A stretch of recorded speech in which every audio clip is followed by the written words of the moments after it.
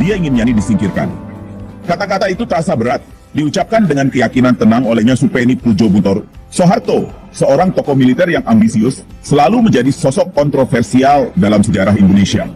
Apakah Soeharto didorong oleh ambisi dan persaingan mendalangi kejatuhan Ahmad Yani, seorang jenderal karismatik yang oleh banyak orang dipandang sebagai calon pemimpin Indonesia? Pertanyaan ini tidak hanya mengusik pikirannya Supeni, tetapi juga banyak orang di seluruh negeri. Pertanyaan itu seperti hantu dari masa lalu yang bergejolak, terus menghantui narasi sejarah Indonesia. Setiap kali peristiwa ini dibahas, bayangan pengkhianatan dan ambisi pribadi selalu muncul ke permukaan. Kisah Soeharto dan Yani adalah kisah tentang ambisi, persaingan, dan batas yang kabur antara kesetiaan dan pengkhianatan. Ini adalah kisah yang penuh dengan intrik dan ketegangan, di mana setiap tindakan dan keputusan memiliki konsekuensi yang mendalam. Ini adalah kisah yang berlatar belakang bangsa yang sedang bergulat dengan identitasnya, terperangkap dalam pergolakan politik dan benturan ideologi. Indonesia pada tahun 1960-an adalah negara yang sedang mencari jati dirinya di tengah-tengah perubahan sosial dan politik yang cepat. Untuk memahami peristiwa yang terjadi, kita harus kembali ke tahun 1960-an, masa yang penuh harapan dan ketidakpastian yang lebih besar bagi Indonesia. Pada masa itu, Indonesia baru saja merdeka dan sedang berusaha menemukan jalannya di dunia yang berubah dengan cepat. Di bawah kepemimpinan Soekarno, Indonesia berusaha membangun identitas nasional yang kuat. Namun, di balik semangat nasionalisme yang membara, ada ketegangan yang terus meningkat di antara para pemimpin militer dan politik. Jenderal Ahmad Yani, seorang pemimpin militer yang dihormati, dianggap sebagai salah satu calon kuat untuk memimpin negara. Namun, ambisi dan persaingan di antara para pemimpin militer menciptakan atmosfer yang penuh dengan kecurigaan dan intrik. Soeharto, yang juga seorang pemimpin militer yang ambisius, melihat Yani sebagai ancaman potensial. Dalam dunia militer yang penuh dengan persaingan, setiap langkah dan keputusan bisa berarti hidup atau mati. Ketika Yani dibunuh pada tahun 1965, banyak yang mulai bertanya-tanya tentang peran Soeharto dalam peristiwa tersebut. Apakah ini adalah hasil dari persaingan militer yang mematikan, atau ada konspirasi yang lebih besar di baliknya? Kematian Yani meninggalkan luka yang dalam di hati banyak orang. Kisah ini adalah pengingat bahwa sejarah seringkali ditulis oleh mereka yang berkuasa, tetapi kebenaran selalu menemukan cara untuk muncul ke permukaan. Dalam setiap babak sejarah, ada mereka yang berjuang untuk keadilan dan kebenaran meskipun menghadapi banyak rintangan. Untuk memahami sepenuhnya peristiwa yang terjadi pada tahun 1960-an, kita harus melihat lebih dalam ke dalam hati dan pikiran mereka yang hidup pada masa itu. Hanya dengan begitu, kita bisa mendapatkan gambaran yang lebih lengkap tentang sejarah kita. Sejarah adalah cermin yang memantulkan masa lalu kita, dan dengan memahaminya, kita bisa belajar untuk membangun masa depan yang lebih baik. Kisah Soeharto dan Yani adalah salah satu dari banyak kisah yang membentuk narasi besar Indonesia. Dan dengan memahaminya, kita bisa lebih menghargai perjalanan bangsa kita. Mari kita terus menggali dan memahami sejarah kita, agar kita bisa belajar dari masa lalu dan membangun masa depan yang lebih cerah untuk generasi mendatang. Baik Soeharto maupun Yani adalah produk zaman mereka. Dua tokoh militer yang lahir dari rahim perjuangan bangsa Indonesia. Takdir mereka terjalin erat dengan kelahiran Republik Indonesia yang penuh gejolak, sebuah negara yang baru saja merdeka dari penjajahan. Mereka naik pangkat di militer. Jalan mereka bertemu dan menyimpang di tengah kekacauan revolusi dan perjuangan kemerdekaan. Dalam masa-masa sulit itu, mereka menunjukkan keberanian dan kepemimpinan yang luar biasa. Soeharto, ahli strategi yang pendiam, mengasah kemampuannya dalam perang gerilya melawan Belanda. Dia dikenal sebagai sosok yang cerdik dan penuh perhitungan, selalu mampu melihat beberapa langkah ke depan dalam setiap situasi. Reputasinya akan kelicikan dan keteguhannya tumbuh seiring dengan setiap kemenangan yang diraihnya. Setiap medali yang diterimanya adalah bukti dari kecerdasan dan ketangguhannya di medan perang. Yani, di sisi lain, adalah seorang pemimpin yang karismatik. Dia memiliki kemampuan untuk memotivasi dan menginspirasi pasukannya dengan kata-kata dan tindakannya. Seorang prajurit sejati yang menginspirasi kesetiaan yang kuat dari anak buahnya.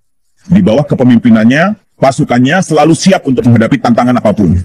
Dia memiliki kemampuan alami untuk terhubung dengan orang-orang, baik itu dengan prajuritnya maupun dengan masyarakat sipil. Yani selalu berusaha untuk memahami dan memenuhi kebutuhan mereka. Keberaniannya di medan perang sebanding dengan kefasihannya di arena politik. Dia tidak hanya seorang prajurit yang berani, tetapi juga seorang diplomat yang ulung. Kedua pria itu dipandang sebagai bintang yang sedang naik daun, simbol harapan dan masa depan yang cerah bagi negara yang baru merdeka ini. Masa depan mereka cerah di negara yang baru merdeka. Mereka adalah pahlawan yang diharapkan dapat membawa Indonesia menuju masa depan yang lebih baik. Namun, di balik permukaan persahabatan dan tujuan bersama, arus persaingan mulai mengalir. Meskipun mereka bekerja sama untuk tujuan yang sama, perbedaan visi dan ambisi pribadi mulai muncul ke permukaan. Soeharto dengan kecerdikannya seringkali memiliki pandangan yang berbeda dengan Yani yang lebih karismatik. Ketegangan ini, meskipun tidak selalu terlihat, mulai mempengaruhi dinamika di antara mereka. Dalam pertemuan-pertemuan militer, perbedaan pendapat ini kadang-kadang menjadi jelas. Namun, keduanya tetap berusaha untuk menjaga persatuan demi kepentingan bangsa. Meskipun ada persaingan, mereka tetap menunjukkan sikap profesional dan saling menghormati. Mereka tahu bahwa persatuan adalah kunci untuk mencapai tujuan bersama. Di tengah semua ini, pasukan mereka terus berlatih dan bersiap untuk menghadapi tantangan yang ada. Mereka tahu bahwa masa depan Indonesia bergantung pada kekuatan dan kesatuan militer mereka. Soeharto dan Yani, meskipun berbeda dalam banyak hal, tetap menjadi simbol kekuatan dan harapan bagi Indonesia. Mereka adalah dua sisi dari koin yang sama, masing-masing membawa keunikan dan kekuatan mereka sendiri. Seiring berjalannya waktu, sejarah akan mencatat peran mereka dalam membentuk Indonesia yang kita kenal hari ini. Mereka adalah pahlawan yang, meskipun berbeda, bekerja menuju tujuan yang sama, kemerdekaan dan kemajuan bangsa. Kisah mereka adalah pengingat bahwa dalam setiap perjuangan ada banyak jalan yang bisa diambil, tetapi tujuan akhirnya tetap sama, kebebasan dan kemakmuran bagi semua. Kenaikan Soeharto bukannya tanpa bayangan.